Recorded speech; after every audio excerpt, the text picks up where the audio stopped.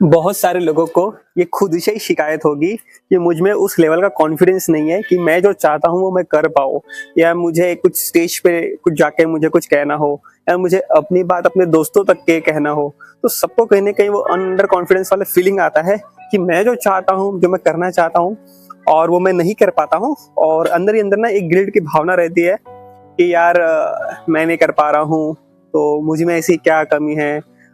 Of course आप बहुत लोगों से बहुत कुछ ज्यादा जानते हैं, बहुत अच्छा करते भी है, पर आपकी पर्सनैलिटी ट्रेट ही वैसी है कि आपको मन ही मन वो फीलिंग आने लग गया है कि आप उस लेवल पे पहुंच ही नहीं पाए जहां पे आपको पहुंचना चाहिए था, या आप करना तो चाहते हैं लेकिन नहीं कर पा रहे। क्यों? कुछ बेसिक चीजों की वजह से आपका कॉन्फिडेंस नहीं है, और सिर्फ इसी वजह से आप वो नहीं कर पा रहे हो। और इसका जो मेन जो रीजन है, जो आपको कॉन्फिडेंस नहीं आ रहा है, वो मोस्टली ये वो चीजें हैं जो आपके माइंड में इमेजिनेशन लेवल पे चल रही है कि अगर मैं फेल हो गया तो क्या होगा, या मुझे तो इसको बेटर तरीके से करना नहीं आता, वो कर रहा है तो उससे ही करने दो, है ना। और या फिर मुझे इसकी समझ नहीं है, या मैं एफर्ट इस पे क्यों लगाऊं, वो तो कर ही रहा है। और जब रिजल्ट जब कोई और करता है, फिर आपको रियलाइज होता है कि अरे इससे अच्छा तो मैं कर लेता, मुझे ज्यादा अच्छे से आता है ना। तो वो समय बीत जाने के बाद में आपने वो चीजों को रियलाइज किया, और उसके बाद रियलाइज हुआ आपको कि यार इससे अच्छा तो मैं ही कर लेता। मेरे साथ भी ऐसे कॉलेज टाइम पे काफी बार हुआ है कि किसी को कुछ हैंड राइटिंग से लिखने को बोला गया कि चलो न्यू ईयर है, बर्थडे तो यार हैप्पी बर्थडे लिख दो, या न्यू ईयर है तो वेलकम, कुछ ऐसा लिख दो। पर मैं कभी हमेशा ऐसे, क्योंकि मैं फर्स्ट बेंच पे ही बैठता था, लेकिन मैं कभी नहीं गया। तो बस यही कि यार मेरी राइटिंग कुछ नहीं, मुझसे अच्छा कोई और लिख सकता, लेकिन जो जाकर लिखता है पता चला कि यार इससे अच्छा तो मैं ही लिख लेता हूँ। तो है, पर आपको वो है ना कि एक एफर्ट लेने की जरूरत पड़ती है, एक एक्स्ट्रा एफर्ट, और एक्स्ट्रा एफर्ट आपको ऑफकोर्स एक्स्ट्रा चीजें ही देगी, तो ये हमेशा ध्यान रखिए। तो अब बात आती है कि मुद्दे कि आपको कॉन्फिडेंस कैसे आएगा। ये जो पर्सनैलिटी ट्रेट है, इसको चेंज करना बहुत जरूरी है, और इसको जितने जल्दी हो सकता है रियलाइज करिए कि आप कैसे कौन कौन सी चीजें हैं, आपको समझिए और उसको चेंज करना शुरू कर दीजिए। तो शुरुआत आप कर सकते हैं अपनी एक छोटी छोटी हैबिट को लेके। मैं भी पहले इतना कॉन्फिडेंस नहीं हुआ करता था, लेकिन ऐसे कुछ सर्कमस्टांसेस आए कि मैंने वो चीजें हुई मेरे साथ में, बहुत गिल्ट भी फील किया। फिर मैंने सोचा कि नहीं, अब मुझे इस चीज से बाहर निकलना है, और मुझे खुद की एक अपनी पर्सनल आइडेंटिटी को क्रिएट करने की योगेश कौन है और योगेश क्या करना चाहता है। तो इस चीज को लेकर मैंने शुरुआत किया।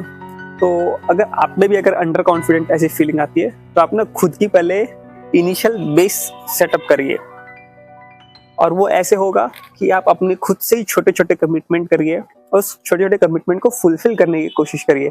तभी आपके अंदर कॉन्फिडेंस आएंगे कि नहीं, आप एक अगला स्टेप भी ले सकते हैं।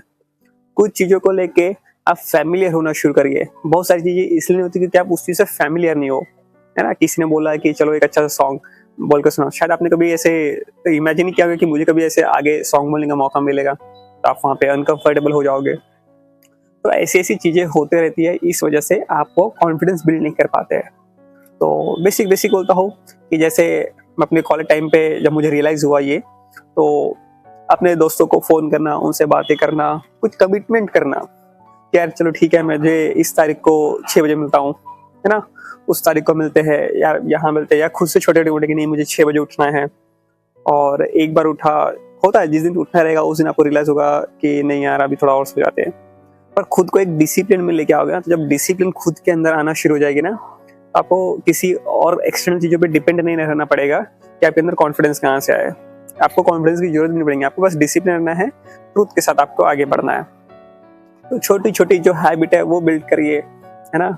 आप खुद से वादा करिए कि नहीं कल संडे है तो मैं सुबह उठ के मैं जिम जाऊंगा, वॉक कर पे जाऊंगा, मैं इस दोस्त को फोन करूंगा, घर पे जाऊंगा, चलो अपनी इच्छा से मैं पिज्जा खाने जाता हूँ, मूवी देखने जाता हूँ।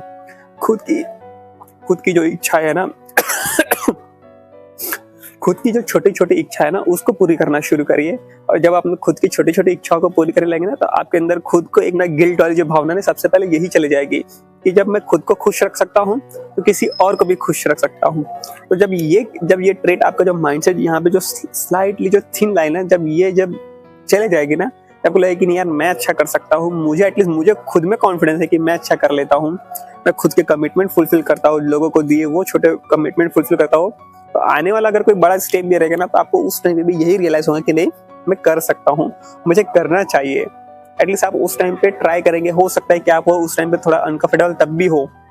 ऑफ कोर्स जब रियल में हम कोई भी चीज़ें जब एग्जीक्यूट करने जाते हैं ना, तो हमें थोड़े से नर्वसनेस होता ही है, और वो आपका कॉन्फिडेंस, लूज कॉन्फिडेंस नहीं होता, वो आपका नर्वसनेस रहता है कि आपको ऐसा फील होता है। तो हमेशा शुरू करिए, हमेशा पहला कदम आप आगे बढ़ाइए, और आपको रियलाइज होगा कि यार जब हो जाएगा तो आपको ये लगेगा यार इतना भी डिफिकल्ट नहीं था आपके लिए करना, हो गया। तो ऐसे छोटे छोटे हैबिट पे काम करिए, और आपको जो नर्वसनेस होता है वो आपके अनफैमिलियर होने की वजह से होता है। जब आप उस चीज़ से यूज्ड टू हो जाओगे, डे टू डे बेसिस पे आप उसको चीज़ों को फैमिलियर हो जाओगे ना, तो आपका जो अंडर कॉन्फिडेंस वाला जो फीलिंग है ना, वो आपका चले जाएगा। तो अगर आपको इंग्लिश बोलने में दिक्कत होता है तो इंग्लिश के वर्ड्स बोलो, खुद से बोलो, मिरर के सामने बोलो, दोस्तों से चैट करो, इंग्लिश मत करो, जितना हो सकता है करने की कोशिश करो। तो ऐसे में ही आपका जो है ना वो फैमिलियर बढ़ेगा।